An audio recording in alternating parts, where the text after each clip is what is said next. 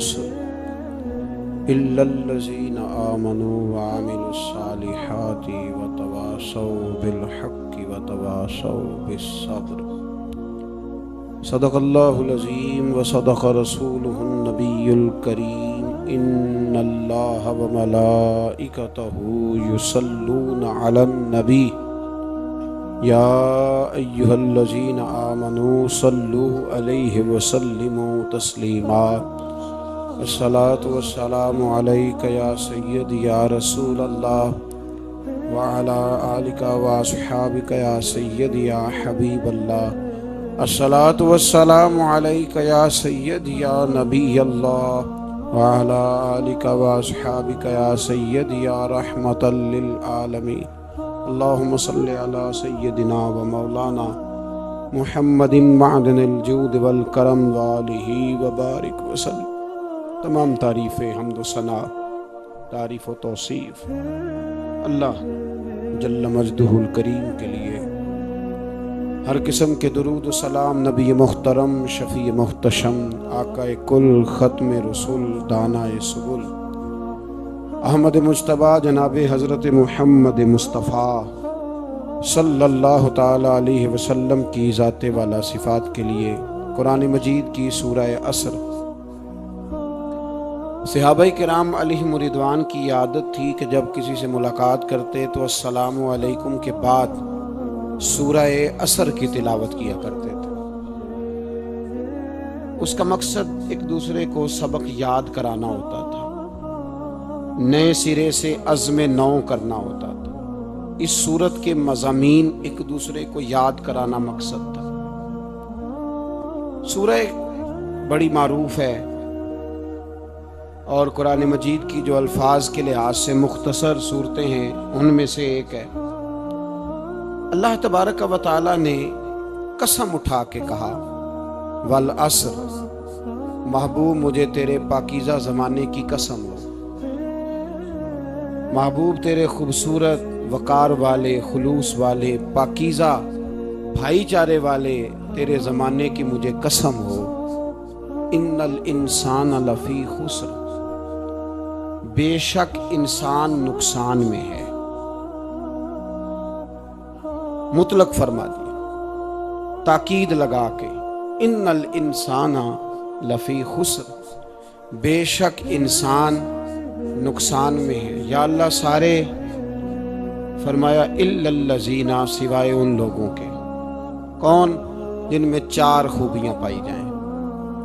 الا الذین آمنوا، ایک تو وہ ایمان لائیں، وعملوا الصالحات، اور پھر نیک اعمال کریں.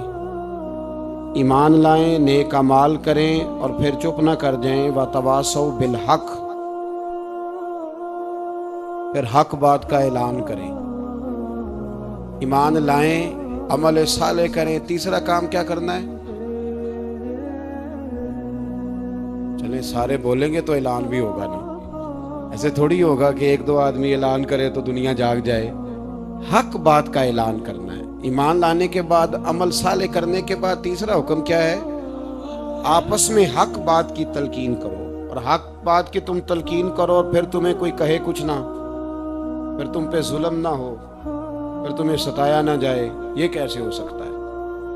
پھر تم بڑے پاک صاحبزادے، پیرزادے، علامہ صاحب، سیاستدان، بیوروکریٹ بن کے بڑی ایک طرف ہو کے آرام سے زندگی گزارو سارے. تم یہ کیسے ہو سکتا ہے؟ وتواصوا بالحق، جب تم حق بات کی نصیحت کرو گے پھر تکلیف آئے گی. پھر کیا کرنا ہے؟ وتواصوا بالصبر، پھر ایک دوسرے کو صبر کی نصیحت بھی کرنی ہے. وتواصوا بالحق، ایمان لانے کے بعد، عمل صالح کرنے کے بعد تیسرا کام کیا کرنا ہے؟ ایک دوسرے کو حق بات کی نصیحت کریں. اور پھر رستے میں تکلیف آئے گی، آزمائش آئے گی، پھر کیا کریں؟ وتواصوا بالصبر، پھر صبر کی تلقین بھی کریں. یہ قرآن مجید نے 4 شرطیں لگائیں. فرمایا جس بندے میں یہ 4 خوبیاں پائی جائیں گی اسے اللہ کامیابی عطا فرمائے گا. مسلمان کی سوچ کے خلاف ہے یہ بات، یہ قرآن کی فکر کے خلاف ہے کہ اپنی فکر کرو.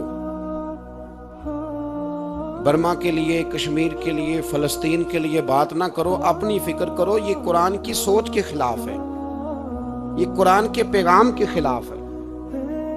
اس لیے کہ اگر صرف اپنی بات ہوتی تو آمنو اور عاملوا الصالحات پہ بات ختم ہو گئی ہوتی، پھر بات آگے نہ چلتی۔ جب کہا گیا وتواصوا بالحق، حق بات کی تلقین کرنی ہے۔ اگر بات صرف اپنی ذات کی ہوتی تو ٹھیک ہو گیا، تو نماز پڑھی، روزہ رکھا، حج کیا، ختم ہو گئی۔ لیکن میرے نبی پاک صلی اللہ تعالی علیہ وسلم نے ارشاد فرمایا، ایک بستی میں 2 3 4 نیک لوگ رہتے تھے۔ میرے پیارے کریم رسول فرماتے ہیں 3 4 بڑے پرہیزگار، متقی، صاف ستھرے صوفی صاحب، درویش صاحب، علامہ صاحب، بڑے جو کہتے تھے بالکل جی میں کوئی بات نہیں کرتا، کسی بادشاہ کو نہیں چھیڑتا، میں تو بس لوگوں کو اللہ اللہ بتاتا ہوں، میرا کوئی تعلق نہیں، کوئی مرے کوئی جیے۔ بڑے نیک، صاف ستھرے، پرہیزگار۔ باقی ساری بستی گناہ کرتی تھی۔ نبی پاک علیہ السلام فرماتے ہیں رب کریم نے کچھ عرصے تک مہلت دی، پھر مشیت خداوندی، اللہ کا قانون حرکت میں آیا تو کہا جبریل ساری بستی تباہ کر دو، تباہ کر دو۔ اللہ مہلت دیتا ہے، مہلت دیتا ہے۔ ہم لوگ سمجھتے ہیں نہیں ہماری سیاسی چالیں صحیح چل رہی ہیں، اللہ مہلت دیتا ہے۔ رب کریم نے فرمایا جبریل انہیں تباہ کر دو۔ حضرت جبریل امین علیہ السلام نے عرض کی مولا وہاں تو تیرے 3 4 بڑے نیک بندے بھی رہتے ہیں، بڑے پرہیزگار، سچ بولنے والے، دیانتداری والے، حاجی صاحب، نمازی صاحب، صوفی صاحب، پیر صاحب، بڑے خوبصورت، ان کا کیا کریں؟ میرے محبوب پاک علیہ السلام فرماتے ہیں رب کریم نے فرمایا سب سے پہلے انہیں تباہ کرنا، سب سے پہلے انہیں سب سے پہلے، اور الٹ دو بستی، پہلے ان کا نمبر لگاؤ۔ یا اللہ ان کی کیا غلطی ہے؟ تو غلطی سن لیں، غلطی یہ ہے کہ انہوں نے 2 صفتیں پیدا کی ہیں، اگلی 2 پیدا کیوں نہیں کی؟ الا الذین آمنوا وعملوا الصالحات پہ روک کیوں گئے؟ آگے کیوں نہیں بڑھے؟ اللہ کریم نے فرمایا جبریل دیکھو نا، میری نافرمانی ہوتی رہی اور ان کے چہرے پر کبھی شکن تک نہیں آیا، لوگ میرا قانون توڑتے رہے، انہیں کبھی برا ہی نہیں لگا، گناہ دیکھ کر کبھی خیال ہی نہیں آیا بدلنے کا۔ میرے بھائی امت مسلمہ اپنے لیے تو آئی نہیں دنیا میں، نبی پاک کی اس لیے تھوڑے آئے تھے کہ پیسے کمائیں، دنیا داری کریں، جھوٹ سچ ماریں اور رخصت ہو جائیں، بچے پیدا کریں۔ یہ کام تو ہندو، سکھ، بدھ مت سارے کر رہے ہیں، تو فقط اس کام کے لیے تھوڑی آیا ہے۔ کنتم خیر امت اخرجت للناس، اللہ فرماتے ہیں میرے محبوب کے غلاموں تم بہترین امت ہو، میں نے تمہیں امتوں کے بھلے کے لیے پیدا فرمایا ہے، تمہیں لوگوں کی امامت کے لیے دنیا میں بھیجا ہے۔ اے نوجوان مسلم، کبھی یہ تدبر بھی کیا تو نے؟ وہ کون سا گردو ہے جس کا ہے تو ایک ٹوٹا ہوا تارا؟ تو نے کبھی سوچا ہے تو کیا ہے؟ پتہ ہے تجھے؟ روزی کماؤ، روٹی کماؤ، اور اب تو بہت سارے لوگ جھوٹ کی دنیا میں زندہ ہیں، جھوٹ بولتے ہیں اپنے آپ کے ساتھ بھی، دائیں بائیں فراڈ کر رہے ہیں اپنی ذات کے ساتھ، خول بنا لیا اس میں بند ہو گئے، باہر ہی نہیں نکل رہا۔ اپنے ملک کی سوچو، اپنی بات کرو۔ علامہ اقبال نے پتہ کیا کہا تھا؟ اقبال نے، یہ سنو جو لوگ کہتے ہیں پہلے پاکستان، برما کے مسلمان بعد میں، کشمیر کے مسلمان پہلے سنو اقبال کیا کہتے ہیں۔ اقبال کہنے لگے ان تازہ خداؤں میں بڑا سب سے وطن ہے، ان تازہ خداؤں میں بڑا کون ہے؟ وطن کی محبت ایمان کا حصہ، اس میں شک نہیں، لیکن اگر اسلام سے پہلے وطن آ گیا تو اقبال کہتے ہیں ان تازہ خداؤں میں بڑا سب سے وطن ہے، اور جو پیرہن اس کا ہے وہ مذہب کا کفن ہے۔ فرماتے ہیں جو وطن اوڑھ لیتا ہے اس نے اپنے مذہب کو دفن کر دیا۔ سب سے پہلے پاکستان نہیں، سب سے پہلے رسول اللہ کا دین ہے، سب سے پہلے قرآن ہے، سب سے پہلے نبی پاک کا فرمان ہے، سب سے پہلے امت مسلمہ ہے۔ ان تازہ خداؤں میں بڑا سب سے وطن ہے، جو پیرہن اس کا ہے وہ مذہب کا کفن ہے۔ اور اقبال کہنے لگے قوم مذہب سے ہے، مذہب جو نہیں تم بھی نہیں۔ قوم مذہب سے ہے، مذہب جو نہیں، کوئی نہیں سمجھ آ رہی آپ کو میری بات؟ قوم کس سے ہے؟ پاکستانی ہونے سے، پنجابی ہونے سے، سندھی بلوچی پٹھان ہونے سے نہ، قوم مذہب سے ہے، اور مذہب جو نہیں تم بھی نہیں۔ یہ کیسے ہو سکتا ہے کہ مذہب نہ ہو اور بندہ زندہ رہے؟ یہ کیسے ہو سکتا ہے بھائی؟ کافر نے اصل میں جاگ ہی نہیں رہا، میں جاگتا ہی نہیں، میں جیب کی سوچتا ہوں، مسجد کی سوچتا ہوں، خانقاہ کی سوچتا ہوں، مدرسے کی سوچتا ہوں، دکان کی، سارا دن تو اس چکر میں لگا رہتا ہوں لوگوں کو ثابت کرنے میں کہ میں صحیح ہوں باقی غلط ہے۔ میں تو اپنی ذات کے خول سے اٹھ ہی نہیں رہا، اور مجھے یہ اندازہ ہی نہیں کہ لیبیا سارا کٹ گیا، مصر کے ٹکڑے ٹکڑے ہو گئے، مجھے پتہ ہی نہیں کہ شام، جس کے بارے میں میرے نبی پاک علیہ السلام نے فرمایا مکے اور مدینے کے بعد اللہ نے سب سے زیادہ برکتیں ملک شام میں رکھی ہیں، اور حضور نے فرمایا جس نے ہجرت کرنی ہو وہ شام جائے۔ اتنا اعلیٰ ملک سارا کٹ گیا، 4,000 ہزار لوگ ایک ایک دن میں قتل ہو گئے، پر میرا گھر اب آباد ہے نا، کوئی حرج نہیں، وہ کٹتے ہیں تو وہ دور ہیں، کٹتے رہیں۔ فلسطین میں ہمارے یہاں معراج کی محفلیں بڑی جم کے ہوتی ہیں، سارے لوگ پڑھتے ہیں سبحان الذی اسریٰ بعبدہ لیلا من المسجد الحرام الی المسجد الاقصی۔ انہیں پوچھو روز قرآن مجید میں مسجد اقصی کا نام لینے والو، تو مسجد اقصی کہتے ہو تو تمہیں اللہ کتنی نیکیاں عطا کرتا ہے، بتاؤ تو صحیح مسجد اقصی کدھر ہے؟ اور اب تو میری طرح کے مولوی آدھی حدیث سناتے ہیں، کہتے ہیں مسجد نبی میں ایک نماز پڑھو تو 50,000 کا ثواب، حرم شریف میں پڑھو تو 1,00,000 کا ثواب۔ مولانا حدیث یہاں سے شروع نہیں ہوتی، کھولو تو صحیح کنز المال، پڑھو مسند امام احمد بن حنبل، حدیث تو یہاں سے شروع ہوتی ہے۔ میرے نبی پاک نے فرمایا مسجد اقصی میں جس نے ایک نماز پڑھی 25,000 کا ثواب، اور میری مسجد میں جس نے ایک نماز پڑھی 50,000 کا ثواب، اور اللہ کے گھر بیت اللہ جس نے پڑھی 1,00,000 کا ثواب۔ مسجد اقصی کا تو ذکر ہی چھوڑ گیا ہے، کیوں؟ وہ مسجد جس کی طرف منہ کر کے 15 سال میرے نبی پاک نے نماز ادا کی، کس نے؟ بولیے گا 15 سال تک، 2 ہجری میں 13 سال مکے میں، 2 سال مدینے میں، مسجد اقصی کی طرف جدھر منہ کر کے تیرے اور میرے رسول نماز پڑھتے رہے۔ آج وہ مسجد یہودی کے قبضے میں ہے، کئی جمعے تالا رہتا ہے، وہاں نماز نہیں پڑھنے دی جاتی۔ مجھے کیا لگے اس بات سے، میری مسجد میں تھوڑی لگا ہوا ہے۔ ایسی ہوا چلی ہے کہ ہر شخص سوچتا ہے تمام شہر جلے بس ایک میرا گھر نہ چلے۔ بھائی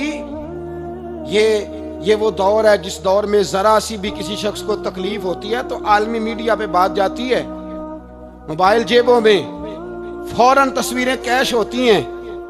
میں اور آپ، ہمارا اس قوم سے تعلق ہے جس قوم کے بچے کٹ گئے، ذبح ہو گئے، عورتوں کے پستان کاٹ کے برما کے بدھوں نے ان کے کباب بنا کے کھا لیے، چھوٹے چھوٹے بچوں کی لاشیں انہوں نے لٹکا ڈالی۔ اور یہاں میں حکومت کی کیا بات کروں، یہاں کسی سیاستدان کو مکھی کاٹ جائے تو ہمارے پھٹے آباد ہو جاتے ہیں بحث کرنے کے لیے۔ ہمارے اپنے لوگ، عام آدمی نہیں بات کرتا، عام آدمی نہیں نکلتا، عام شخص کو فکر ختم ہو گئی۔ وہاں میری بھائی سب سے بڑھ کر بہترین مسجد کے خطیب امام حسین تھے۔ مسجد نبی سے بڑی بھی کوئی مسجد ہوگی جس منبر پر رسول پاک بیٹھ کے خطبہ دیا کرتے تھے؟ اور میرے مصطفیٰ کے آستانے سے بڑا بھی کوئی آستانہ ہوگا جس کی سجادگی امام حسین کے پاس تھی؟ کہتے ہیں ہمارا کیا تعلق، ہمیں کیا لگے، جو مرضی ہوتا پھرے۔ امام علی مقام آرام سے مسجد نبی میں بیٹھے تھے، زمانہ پوری دنیا سے جاتا تھا، ہاتھ چومتا تھا، قدموں میں بیٹھتا تھا۔ اتنے بڑی عظمت والی بھی کوئی شخصیت ہوگی جس کے رگوں میں رسول اللہ کا خون دوڑتا ہے، جسے حضور اپنی زبان مبارک اس طرح وہ چوسا کرتے تھے جیسے عرب کے لوگ پیاس کے عالم میں کھجور چوسا کرتے تھے۔ اتنا بڑا بھی کچھ شخص تھا، لیکن جب دین پہ کڑا وقت آیا تو حسین نے مسجد کی خطابت نہیں بچائی، آستانہ نہیں بچایا۔ امام علی مقام نے کہا کوفہ لٹتا ہے تو لٹتا رہے، دمشق میں فساد ہوتا ہے تو ہوتا رہے، وہ ملک شام کی بچیاں رو رہی ہیں تو روتی رہیں کہ ہم پہ یزید قابض ہو گیا، میری مسجد آباد ہے، کافی ہے نا۔ امام حسین نکلے اور نکل کے کہنے لگے جنت البقیع والی جگہ پہ کھڑے ہو کے، یا رسول اللہ میں جا رہا ہوں اور آپ کے لیے جا رہا ہوں، اس لیے کہ مجھے اس شام کو بچانا ہے۔ जिस शाम में रसूलुल्लाह का कलमा पढ़ने वाले लोग बसते हैं। मुझे कूफा, दमिश्क, मिस्र के लोगों को बचाना है। नाना तेरे करम के खजीने की खैर हो, मैं जा रहा हूं तेरे मदीने की खैर हो। निकल खड़े हुए इमाम अली मकाम, मैदान में निकले। किसके खिलाफ? बोले कौन था? यजीद मुसलमान था। उस वक्त तक तो सबने मुसलमान लिखा है, जिसने काफिर कहा शहादत इमाम हुसैन के बाद कहा। जुर्म क्या था? मेरी गर्दन झुक जाती है जब मैं ये बात करता हूं, ईमानदारी से कह रहा हूं, जोश खिताबत नहीं। मेरी गर्दन झुकती है जब मैं ये लफ्ज अदा करता हूं। इमाम अली मकाम उस शख्स के खिलाफ निकले। सारे खुतबे इमाम हुसैन के पढ़ के देखो। इमाम हुसैन ने फरमाया यजीद शराबी है। शराबी मुसलमानों का हुक्मरान हो सकता? आप ना बोलें बेशक, पर बात तो सच्ची है ना। इमाम हुसैन ने फरमाया शराबी को वोट दिया जा सकता? फरमाया रंडियों का नाच देखता है जो मुजरे देखे, जो रंडियों के नाच देखे वो मुसलमानों का हुक्मरान हो सकता? इमाम हुसैन मैदान में निकले और 18 साल के अली अकबर से लेकर 6 महीने का अली असगर दे दिया, लेकिन शराबी को बर्दाश्त, बेहया को बर्दाश्त तू मैं कैसे करते? दोस्ती कातल से भी, मकतूल से याराना भी, अपनी जेब से फ्लेक्स से छिपवा के जालिमों, जाबरों, बदमाशों को वोट देते हो। इमाम हुसैन को तेरी देग की जरूरत है जो तू 10 मुहर्रम पे पकाता है, चावलों की जरूरत है जो तूने 9 मुहर्रम को पकाए। उनको उस बिरयानी की आदत थी जो तूने पकाई है। मेरे घर में फलां MNA MPA साहब आ गए थे। इमाम हुसैन के घर के अंदर यजीद ने पैगाम भेजा। उसने कहा जैसे कहोगे कर लूंगा, जितने पैसे कहोगे दे दूंगा, जितनी मस्जिदें कहोगे बनवा दूंगा, जितने इदारे कहोगे तामीर हो जाए, मुझे ना छेड़ो। आपने फरमाया ना, मस्जिद मदरसे उस वक्त आबाद रहते हैं जब हुक्मरान सही होते हैं, और जब हुकूमतें गलत होती हैं तो फिर मसाजिद आबाद, फिर मदारस की आबादकारी हो ही नहीं सकती। मैं दीन में नया रखना खोल दूं? इमाम अली मकाम खड़े हुए, पर मैं क्या करूं? हुकूमत क्या करूं? हुकूमत से क्या कहूं? अगर मेरी मिल्लत के अपने जवान के मोबाइल में रंडियों का नाच हो तो 10 मुहर्रम को तो इमाम हुसैन करबला में तड़प जाते होंगे। अगर 9-10 मुहर्रम को जो निकला इमाम अली मकाम की बात करने के लिए, वो नौजवान अगर सिगरेट का, शराब का, बदमाशी का आदी हो तो हजरत अली असगर कहेंगे ना मेरी कुर्बानी का क्या बना? वो तो निकले थे उरियानी और फाशी के खिलाफ। और अगर मिल्लत का जवान रोज चौक में खड़े होकर लड़कियों को ताड़ता हो तो हजरत अली अकबर तो अपनी कब्र में रोते होंगे कि ये इस कौम के लिए जान दे दी जो आज यजीदी तरीकों पे अमल कर रही है, जो सारी रात गंद देख के सोती है, जो सारी रात बेहयाई, फाशी और उरियानी में लगी रहती है। इन लोगों के लिए जान दे दी। इतना जुल्म उन शहीदों के साथ, और 10 मुहर्रम को देग पका के कहता है मैं इमाम हुसैन का मानने वाला हूं, मैं इमाम अली मकाम से प्यार करने वाला हूं। ना भाई ना, दोरंगी छोड़ के यक रंग हो जा, सरासर मोम हो जा या संग हो जा। उम्मत मुस्लिमा को बेदार होना पड़ेगा। इमाम अली मकाम मैदान में निकले, डट के निकले, और इमाम ने फरमाया मैदान में निकल कर कि मेरा वतन मदीना है, मेरा वतन मदीना है, पर मदीना बाद में, रसूलुल्लाह का दीन पहले। तू पाकिस्तान की बात करता है। इमाम अली मकाम ने फरमाया मदीने की शरीयत बाद में, रसूलुल्लाह का दीन पहले, और तेरे तो बच्चे आम से हैं।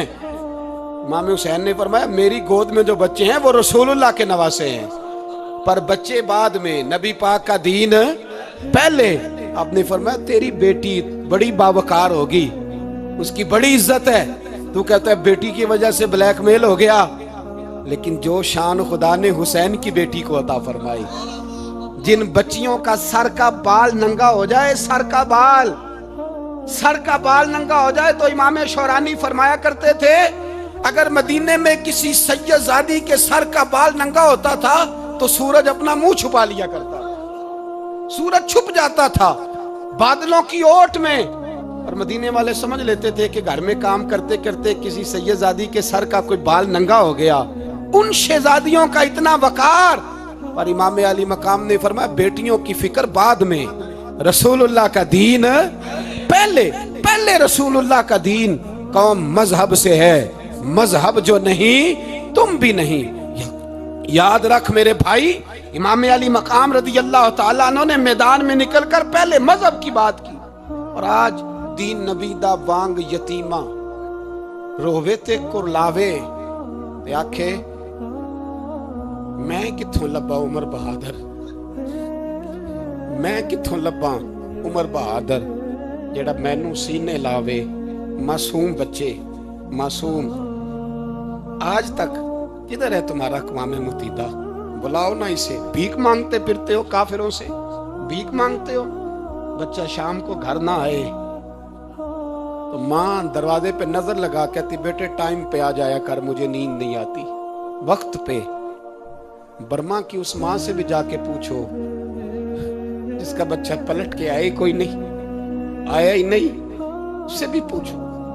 बच्चे ने आधी रात को रोटी मांग ली तो फालज ज़्यादा माँ, उसको फालज था, वो रेंगती हुई उठी और उसने अपने लाल को रोटी पका के दी। बाप कहता रहा चल छोड़, सो जा बेटे तेरी अम्मा। उसने कहा नहीं मुझे नींद नहीं आती, बेटा भूखा है।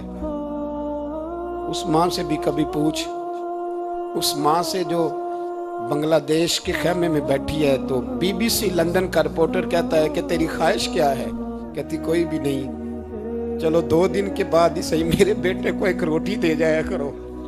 ये रोटी मांगता है मुझसे, मैं किधर से लाऊं? ये लवारिस कौम है, मैं हुक्मरान से जाके बात करूं? जब मेरा अपना नमाजी मुसलमान कहता है पहले पाकिस्तान के बच्चे तो पाल लो। मेरे भाई तुझे खबर ही नहीं, ये तो जाना तो कभी गुंबद खजरा पे।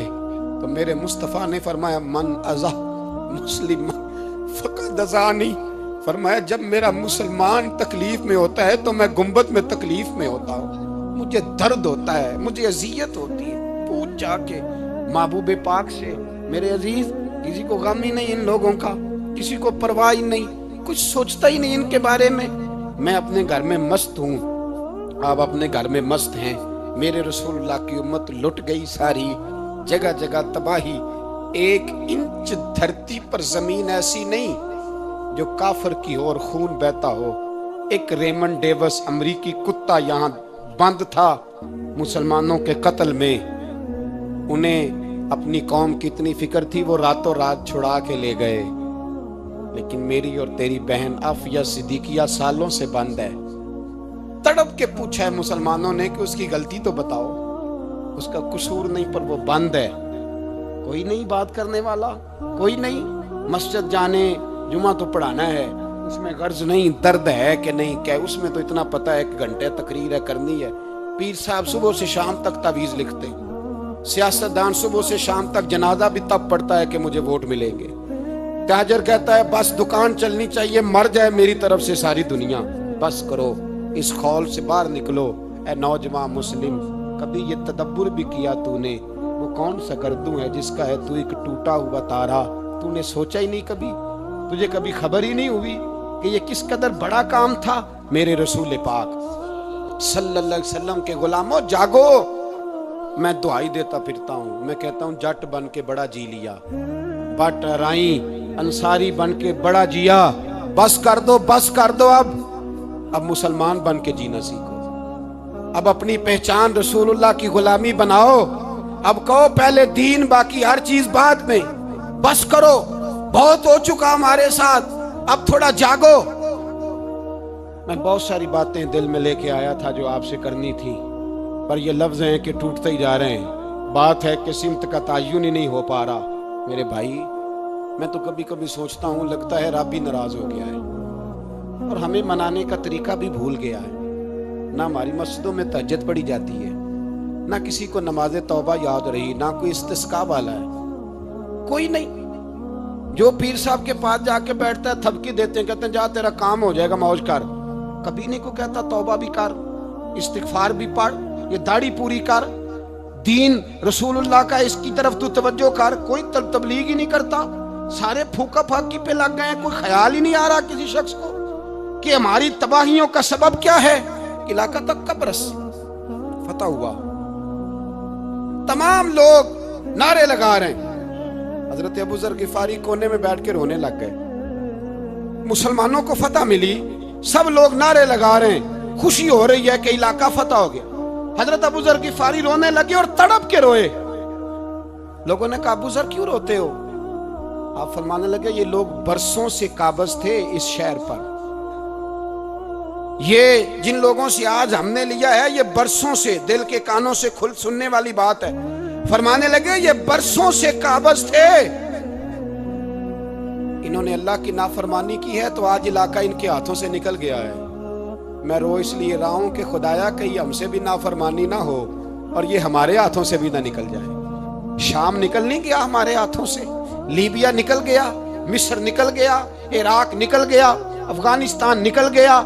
और अगर देखो तो बिल वास्ता बिला वास्ता हर जगह काफर का डेरा, वो रो रहे हैं, कहते हैं जब कौम अल्लाह की नाफरमानी करती है तो इलाके निकल जाते, तड़प रहे हैं।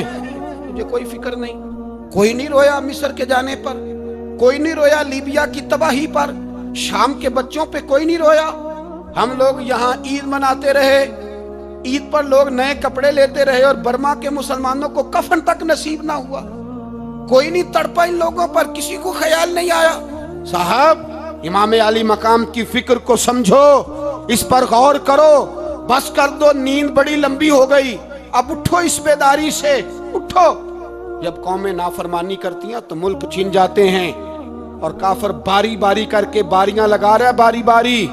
तुम्हें कई दफा धमकियां दे चुका है, वो तुम्हारा नंबर कई दफा लगा चुका है। अब ख्वाबे गफलत से उठ जाओ, आग पैरों तक आ गई है, ऐसा ना हो जला डाले सारा कुछ। हजरत सैयदना अबू जर गिफारी रो के फरमाया करते थे, जब तुम नाफरमानियां करोगे तो इलाके तुम्हारे हाथों से निकल जाएंगे। सो निकल गए। गौसे आजम के बगदाद पे कई दफा बम गिरे, मौला अली शेर खुदा का शहर नजफ कई दफा बम की नजर हुआ, इमाम अली मकाम के करबला में अब तक कई दफा जंगें हो चुकी, इसलिए कि हम नाफरमानी करते हैं, इलाके छिन जाते हैं। दूसरी बात यह कि फिर हमें वो तरीका भी नहीं आता जिससे रब को मनाया जाता है।